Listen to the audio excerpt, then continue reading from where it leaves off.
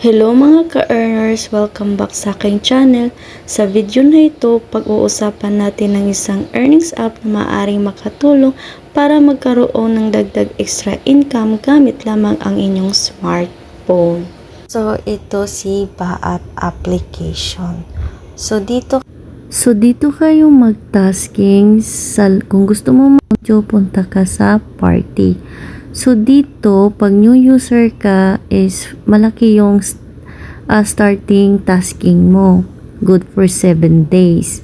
After 7 days, 1K na lang. Pero pag mag-trading ka, malaki yung trading mo, mas malaki yung tasking mo. So, yung trading mo, nakadepende din sa tasking mo.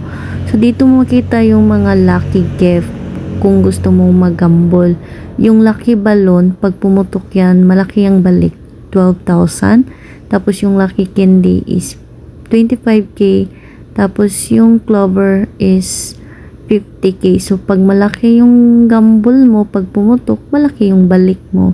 So minsan may nanalo din dito ng mga million sa gamble. Kasi yung iba nagagamble ng worth 2K, 1K. So dito din yung Rompi Kiliji. Dito mo makita yung mga ranking. Tapos pwede ka mag-tasking pala dito sa room panel mo. Di mo na kailangan pumunta sa ibang room para mag-tasking. So, dito makikita mo yung tasking mo. Ito sa akin is 1K kasi ka-refresh lang ng ano ko. Kaka-refresh lang. Kasi nag-withdraw na ako. And then, dito naman makikita yung mga games pag gusto mo maglaro. Dito yung favorite games ko, si Crazy Circus at saka si Monkey. Kasi may ano dyan may jackpot dyan makukuha. So, dito naman, makita yung tasking earnings agency at saka yung bins mo.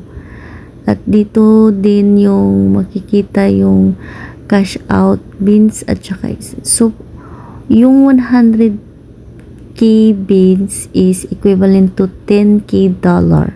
So, pwede ka mag-exchange. Pag new user ka, pwede ka mag-exchange dito. 10,000 bins is equivalent to 9,500 coins. Pag new user ka lang. New user lang yung pwedeng mag-exchange dito. So, dito, makikita yung wallet mo. Pwede ka mag-withdraw dito ng USDT at saka GCash kasi Philippines naman tayo. So, mas easy sa atin yung GCash. So, may Paymaya tsaka bank account. So, ito yung mga so, pwede ka dito mag-recharge offline. Dito yung makikita mo.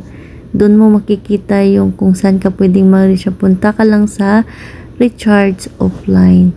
Mag-message ka lang sa kanila.